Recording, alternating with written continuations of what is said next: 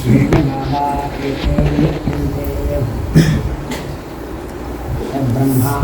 यद्धोता यदर्षयुः यज्ञमानः यजन्तरेजात् यजमानस्य प्राणान् सङ्कर्षेत् प्रमायुपस्यात् घोडाशमपगृह्य सञ्चरत्यध्वर्युः यजमानादेवतं लोकं शिपुंसति नास्य प्राणान् सङ्कर्षति न प्रमायुको भवति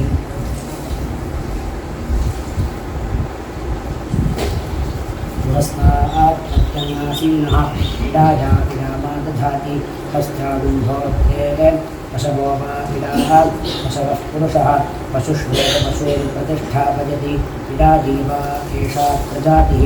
तां प्रजातिं यजमानो प्रजायते विरङ्गुलावनक्तिपद्मनोः विपाद्यजमानः प्रतिष्ठति सकृतिपस्तनोति विरादधाति सकृतिविघारयति चतुस्सम्पद्यते चत्वारि वै पशोः प्रतिष्ठानानि यावानेव पशुः तमुपह्वजते मुखमिव प्रत्युपह्वजेत सम्मुखानेव पशूनुपह्वजते पशवो वा इडाः तस्मात्सान्वारभ्याः तद्भर्जुनाधियजमानेन च उपहूतः पशुमानसानीत्याह उपह्येनोपजते होताः इडाजी देवतानामुपते उपहूतः पशुमान् भवति य एवं वेद यां वै हस्त्यामिडामा दधाति वाचः सा भागधेयं यामुपह्वजते प्राणानागुंसा वाचं चैव प्राणाभिश्चावरुन्धे अथवा एतर्षुपहूतायामिडायां पुरोडाशस्यैव पर्विषतो मीमागुंसा यजमानं देवा अब्रुवन् अवज्ञो निर्वपेति नाहमभागो निर्वक्ष्यामीत्यब्रवीत् न मया भागयानुवक्ष्यथेति वागब्रवीत् नाहमभागा पुरोनुभाग्या भविष्यामीति पुरोनुभाग्या नाहमभागा याज्या भविष्यामीति याज्या न मया भागेन वषट्करिष्यथेति वषट्कारः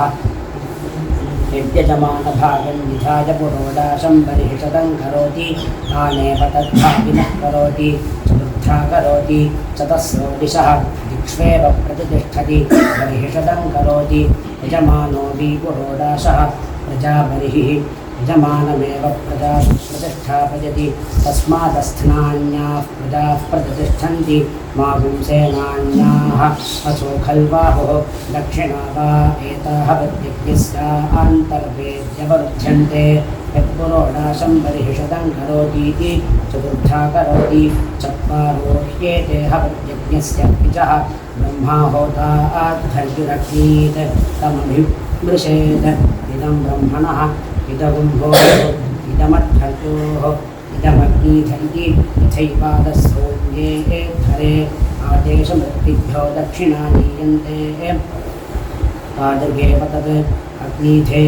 प्रथमाया दधाति अग्निमुखा सिद्धिः अग्निमुखामेव वृद्धिं यजमानरुध्नोति सकृदुपस्तीर्यद्विरादधत् उपस्तीर्यद्विरभिघारयति तत्सम्पद्यन्ते षड्वारतवः तूनेव प्रीणाति वेदेन ब्रह्मणे ब्रह्मभागं परिहरति प्राजापत्योऽपि वेदः प्राजापत्यो ब्रह्मा सपिता यज्ञस्य प्रसूति कथकाममन्येन तदोहोत्रे मध्यं वा एतद्यज्ञस्य यद्धोता मध्यत एव यज्ञं प्रीणाति अथाद्धर्यवे प्रतिष्ठा वा एषा यज्ञस्य विदद्धर्युः तस्माद्धर्यज्ञस्सीतामेवावृतमनु हरिः ओम्।